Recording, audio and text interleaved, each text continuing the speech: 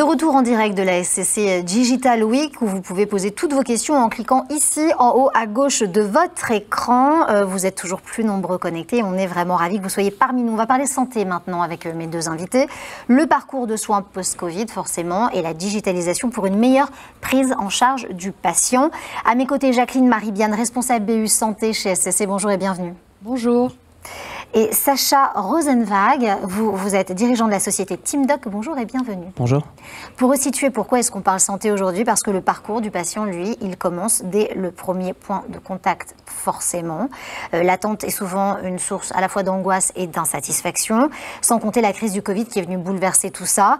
Donc, SCC participe vraiment à cette reprise de l'activité hospitalière et pour ce faire, elle a des partenaires, comme vous par exemple, qui œuvrent pour une santé plus fluide, de qualité, grâce à une organisation qui serait à la fois optimisée, décloisonnée et plus digitale. De quoi ravir à la fois les hospitaliers, mais aussi et surtout les patients.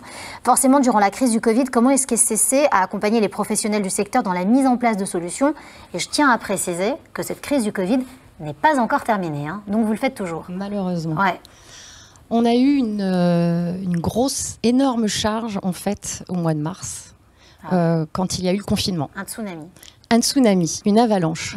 On a été sollicité tous les jours par les établissements. Il faut savoir que la BU Santé chez SCC a une existence depuis plus de 4 ans maintenant et travaille plutôt dans le secteur public.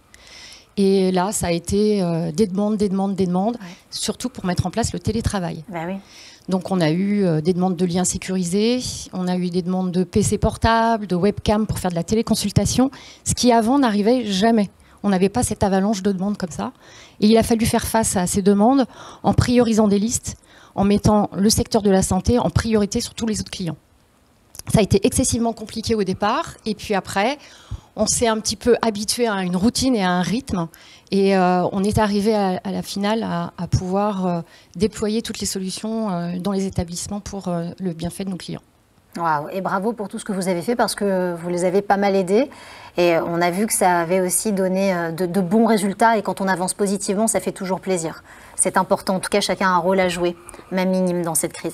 Alors, dans le contexte épidémique actuel, on l'a vu, la HAS, qui est donc la Haute Autorité de Santé, a recommandé la poursuite du déploiement de la télésanté avec les téléconsultations notamment.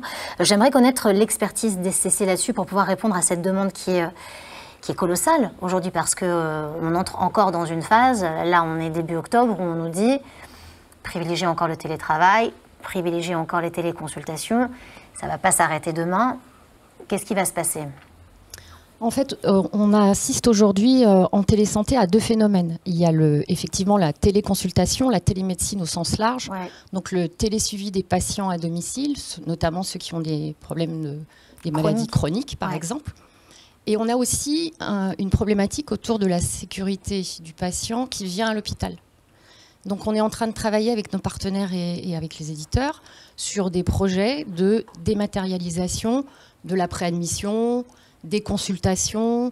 On a aussi des projets sur les urgences, parce que gérer les files d'attente dans les urgences aujourd'hui avec le Covid, c'est pas simple.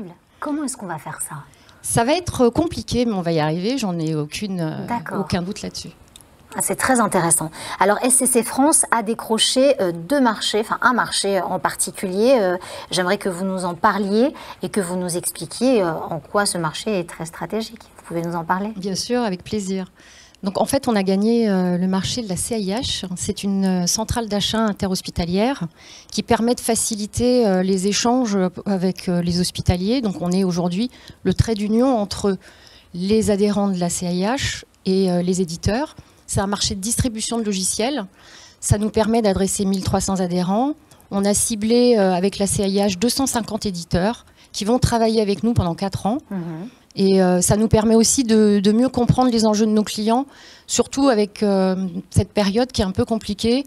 Et donc, on est très, très content de pouvoir travailler avec les gens de la CIH. Alors, il y a une question qui revient beaucoup dans le live. Comment est-ce que vous trouvez encore le temps, avec tout ce que vous faites dans le contexte Covid, de pouvoir vous occuper du reste au niveau du BU Santé? Parce qu'il n'y a pas que le Covid, c'est important de le dire. Dans une entreprise, on a aussi des malades chroniques, on a beaucoup de choses à gérer et les entreprises avec lesquelles vous travaillez ont les mêmes problématiques. Comment est-ce qu'on fait pour ne laisser personne derrière?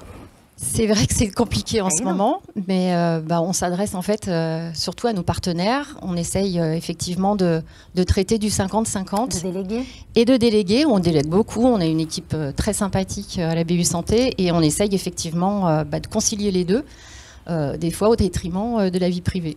On l'imagine. Alors c'est une suite toute tracée, puisque vous avez justement collaboré avec la start-up TeamDoc que vous représentez aujourd'hui. Est-ce que vous pouvez vous présenter ? Oui, donc je m'appelle Sacha Rosenbach, je suis anesthésiste réanimateur. Je travaille à l'hôpital Bichat en réanimation chirurgicale à Paris et j'ai fondé TeamDoc il y a à peu près 4 ans maintenant. Comment est-ce que vous vous êtes mis à collaborer avec SCC et comment est-ce que vous aussi, ça vous a donné une espèce d'élan dans le contexte actuel notamment ? Donc en fait, c'est venu assez naturellement pour une start-up qui doit se lancer dans la santé et notamment pour quelqu'un comme moi qui vient du terrain mais qui n'a absolument pas l'expertise entrepreneuriale. Il fallait bien se tourner vers quelqu'un qui connaisse le marché, qui connaisse les hospitaliers, qui connaisse également en dehors.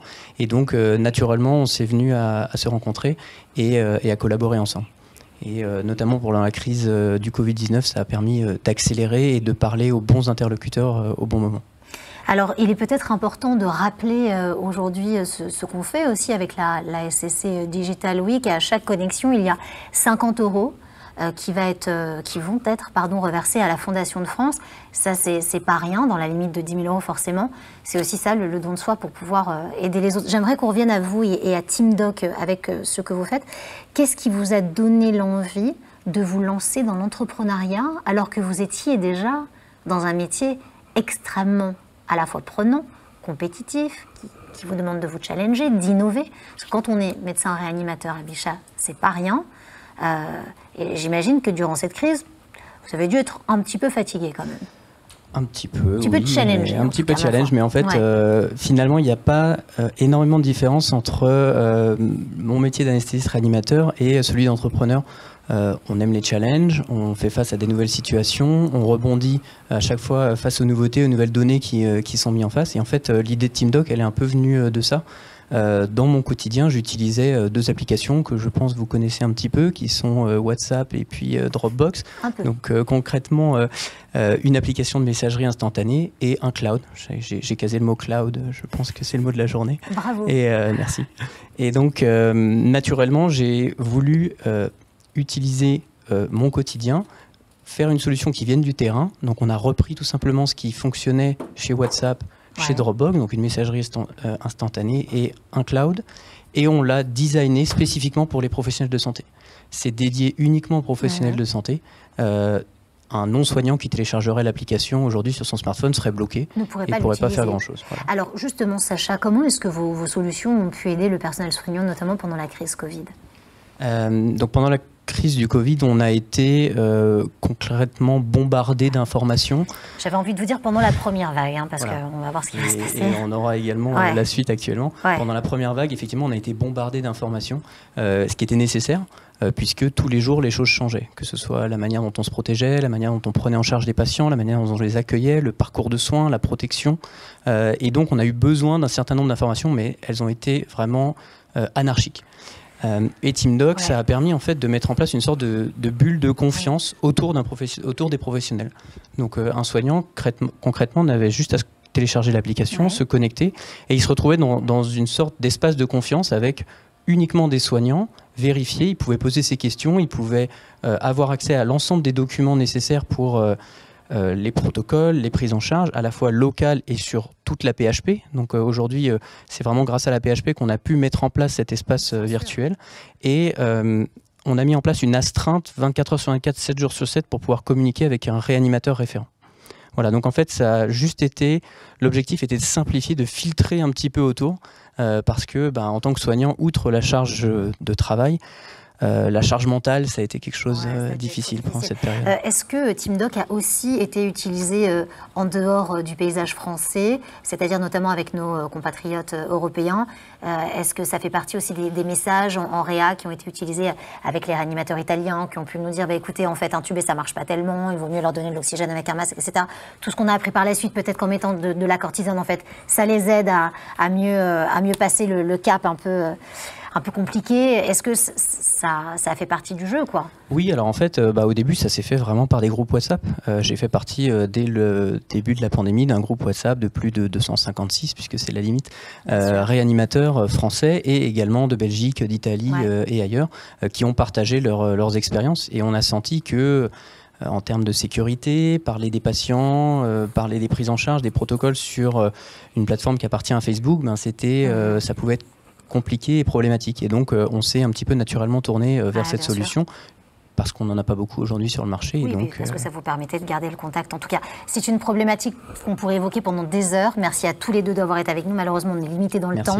Merci beaucoup, Sacha Rosenbach, d'avoir été avec nous. Bravo pour ce que vous faites. Et merci beaucoup, Jacqueline, Marie-Bianne, pour tout ce que vous faites également. Et pour votre implication sans faille et sans frein. Allez.